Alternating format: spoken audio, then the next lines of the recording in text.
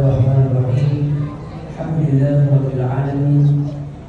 Wa bihi nasta'in 'ala umuri dunya waddin. Sallallahu alaihi wa ala alihi wa sahbihi an-nabiyil amin wa ala alihi wa sahbihi haqqa qadrihi miqdaril 'azim. Amma ba'du. Assalamu alaikum warahmatullahi ta'ala wabarakatuh. Waalaikumsalam.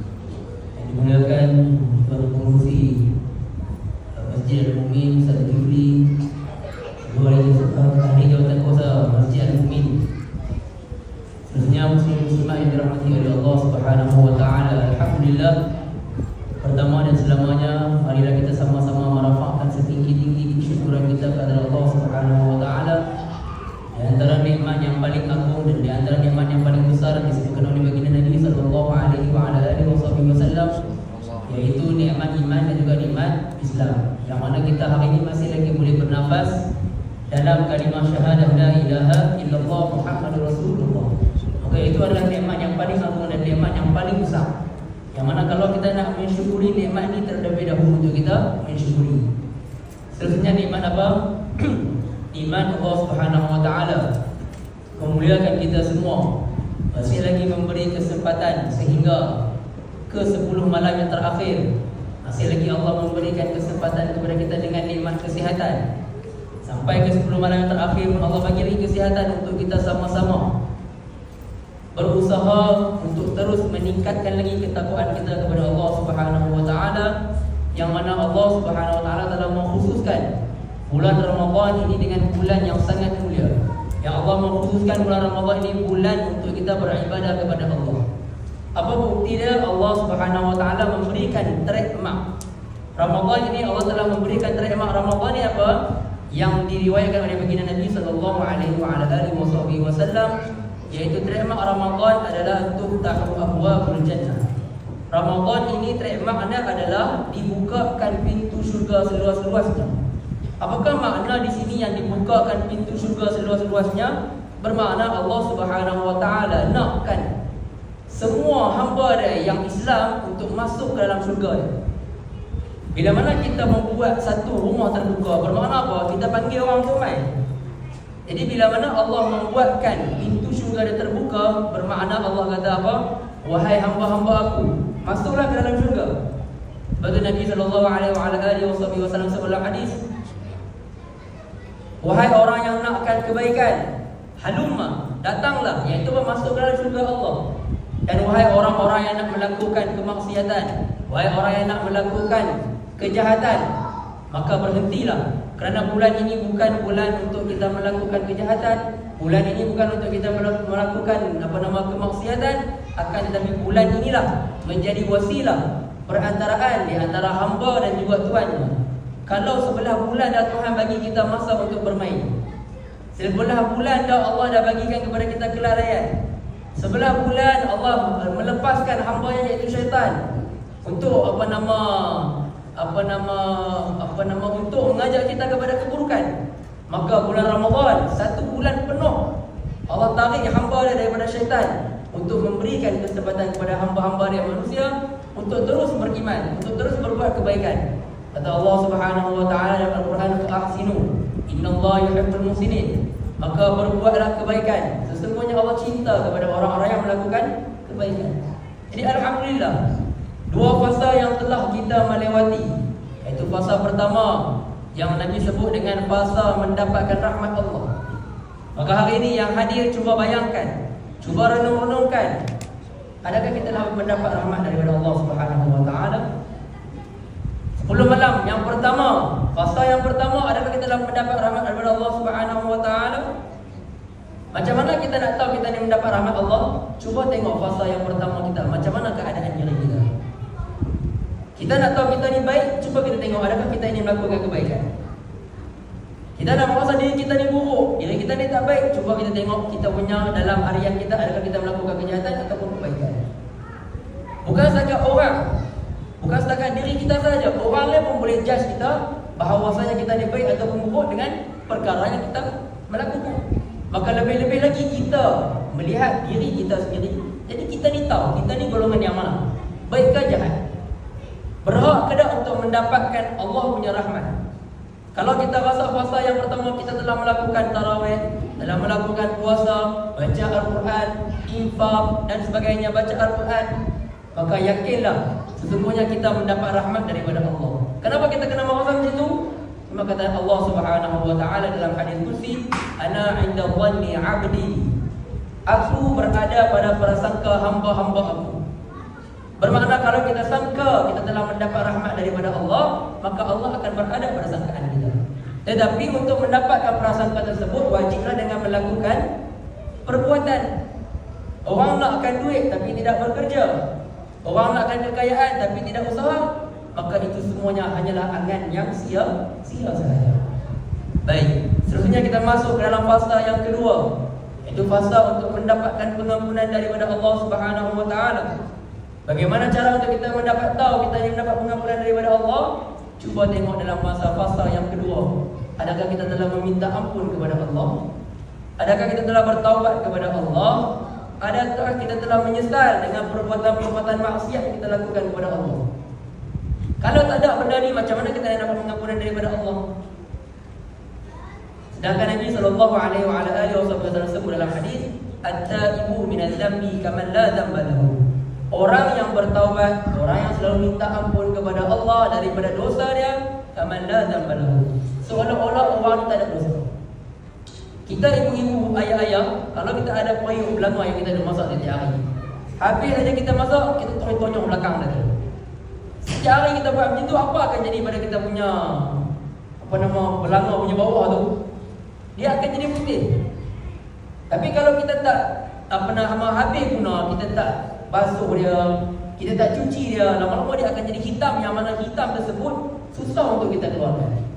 Begitu juga dengan hati kita, yang mana Nabi SAW berikan perumpamaan. Seseorang ketika mana melakukan dosa, akan ada satu titik hitam yang melekat pada hati dia. Dan cara mana nak menghilangkan titik hitam tersebut? Dengan kita bertaubat dan minta ampun kepada Allah. Sebab itu Nabi bagi perumpamaan orang yang selalu bertaubat, orang yang selalu minta ampun kepada Allah, seolah-olah dia tak ada dosa. Seolah-olah, bukan tak ada dosa, seolah-olah tak ada dosa. Sebab apa? Ada dosa saja minta ampun, ada dosa saja bertaubat, ada dosa saja menyesal. Maka orang ini, mereka ini tidak akan, hati mereka akan sentiasa apa? Sentiasa akan bersih. Bila mana hati sentiasa bersih, apa yang akan menjadi pada dia? Dia akan selalu berbuat kepada kebaikan. Baik. Dan yang terakhir sekali, kita sekarang berada di fasa tersebut, iaitu fasa apa? Akhiruhu 'atqun minan nar.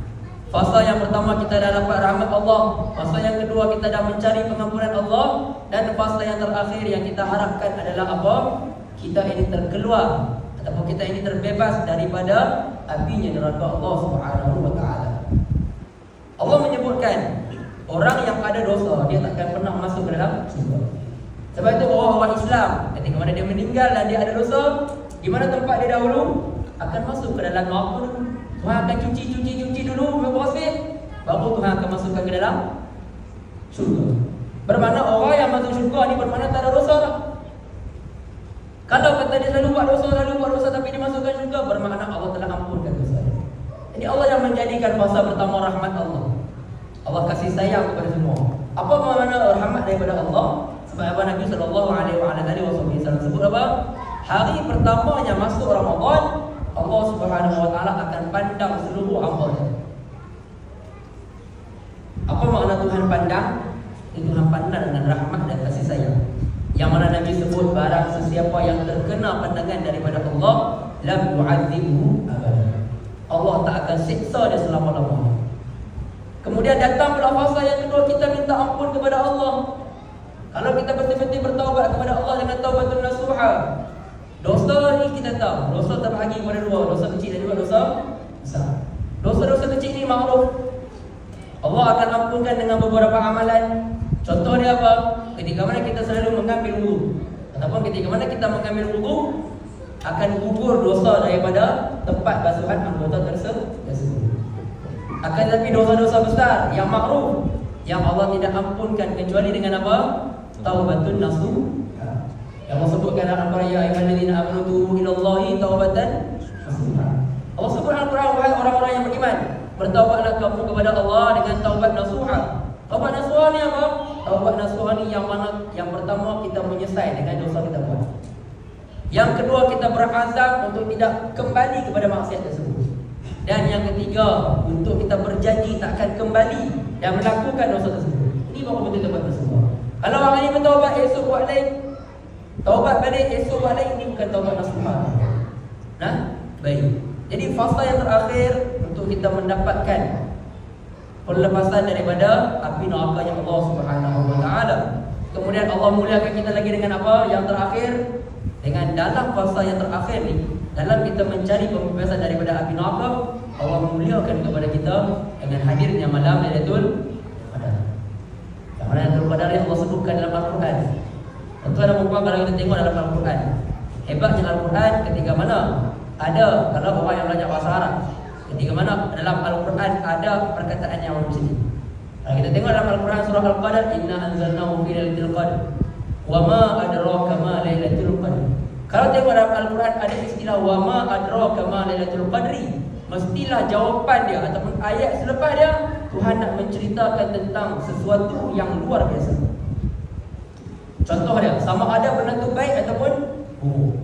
Contoh kita tengok dalam surah Al-Qadar, inna anzalnahu fi lailatul qadr. Sesungguhnya kami telah menurunkan Al-Quran pada malam Lailatul Qadar. Lepas tu Allah tanya kepada manusia, wa ma adraka ma lailatul qadr. Adakah kamu tahu apakah itu malam Lailatul Qadar? Jawapan dia lepas. Tuhan nak bagi tahu tentang malam Lailatul Qadar ni bukan malam yang biasa-biasa. Allah kata apa? Lailatul Qadri khairun min alfi syahrin. Lailatul Qadar ini lebih baik, lebih baik daripada 1000 bulan. Bukan kata 1000 bulan, lebih baik daripada 1000 bulan. Yang mana 1000 bulan ni ulama buat kajian selama berapa tahun 1000 bulan? 83 tahun. Kalau tiba-tiba salah satu daripada malam-malam ganjil, kita beribadat kepada Allah, kita bermunajat kepada Allah, kita merintih kepada Allah, kita merayu kepada Allah pada malam tersebut, bertepatan dengan malam Lailatul Qadar, maka malam itu adalah ibadat kita yang paling agung, ibadat kita paling sempurna, lebih daripada 1000 bulan, lebih daripada 83 tahun. Tuan, inilah peluang. Faghtani, kata Nabi, maka ambillah peluang tersebut. Yang mana Lailatul Qadar ini hanya ada pada umatnya Nabi, baginda Nabi sallallahu alaihi wa ala alihi wasallam. Umur kita pendek tetapi amalan kita banyak. Umur kita singkat tapi pahala kita lebih banyak daripada umat-umat terdahulu. Kata Nabi, a'mara ummati baina 60 wa 70. Umur umat aku di antara 60 ke 70 saja. Dan kata Nabi, sikit saja yang lebih daripada 70. Jadi jangan duk orang kata tak apa, muda lagi, nanti tua-tua aku pergi ibadat lah. Tak apa, ada lagi 7 hari, nanti aku buat lah. Lah dah hari ke bawah, baru hari kedua atau hari pertama, bagi 8 hari, tak apalah, ada 8 hari lagi. Mati ni tak tunggu masa tuan-tuan puan. Tak payah tunggu kita ni baik, tak payah tunggu kita ni jahat. Tak perlu kita ni muda, tak perlu kita tua. Bila dia main, dia akan main. La yuakhirullahu nafsan idza jaa ajaluha. Tuhan tak akan percepatkan ataupun tidak akan perlambatkan. Kalau mana mati itu datang, maka dia akan datang. Maka ambillah peluang untuk mencari malam Lailatul Qadar. Yang mana Nabi sallallahu alaihi wasallam diriwayatkan oleh Sayyidina Aisyah mengatakan apa? Kana Rasulullah sallallahu alaihi wasallam idza dakhala al-'ashr. Nabi sallallahu alaihi wasallam ketika mana masuk 10 malam terakhir Ramadan, syadda mizarahu. Nabi ikatkan dia. Ikat ketat-ketat ni menunjukkan apa? Nabi tak mendekati isteri-isteri dia. Wa ahya lailahu, dan Nabi menghidupkan malam tersebut. Macam mana cara Nabi menghidupkan? Nabi 10 malam terakhir Nabi beriktikaf di masjid, tak balik rumah. Kemudian apa yang terakhir? Wa ayqadha ahlahu. Dan Nabi bukan buat seorang-seorang. Nabi akan kejutkan ahli keluarga dia untuk sama-sama bangun, untuk sama-sama bermunajat kepada Allah, untuk sama-sama memburu Lailatul Qadar. Maka daripada sinilah kita boleh ambil pengajaran, kita boleh ambil iktibar daripada Nabi bahawasanya kita jangan cari seorang-seorang. Kita ada ahli keluarga, kejut ahli keluarga kita. Sebab itu tuan-tuan dan puan, hikmahnya Allah jadikan sahur tu untuk apa? untuk orang yang tak pernah bangun qiyamul lail. Hari-hari biasa kita susah nak bangun, betul tak betul? Tapi mai bulan Ramadan, Allah jadikan sahur untuk perantaraan untuk kita jadikan apa? Untuk kita bangun qiyamul lail. Katakanlah esok 5.30, kita bangun 5.30, bangun, ambil wudu, solat paling-paling 2 rakaat. Kita dah dapat dah, kita berqiyamul lail. Lepas tu baru kita stop, kemudian seumpamanya kita solat subuh. Maka ambillah peluang 10 malam yang terakhir.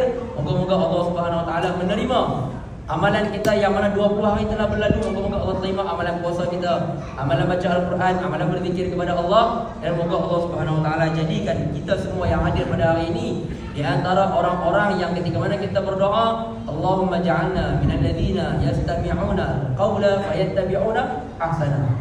Ya Allah, ya Tuhan kami, jadikanlah kami semua yang hadir pada hari ini di kalangan orang-orang yang ketika mana mereka ini mendengar akan satu kebaikan, fayattabi'una ahsana, dan mereka ini melakukan kebaikan tersebut. Dan jangan kamu jadikan kami orang yang ketika mana dengar satu kebaikan masuk dengan kanan, keluar dengan kiri. Ya Allah, Tuhanku, jadi kalau ketika mana kami mendengar satu kebaikan, maka terus masuk dalam hati kami dan memberikan kepada kami kekuatan untuk kami beramal dengan amalan tersebut. Wallahu subhanahu wa ta'ala a'lam. Aqulu qawli hadha wa astaghfirullah al-azim li wa lakum. Assalamualaikum warahmatullahi ta'ala wabarakatuh.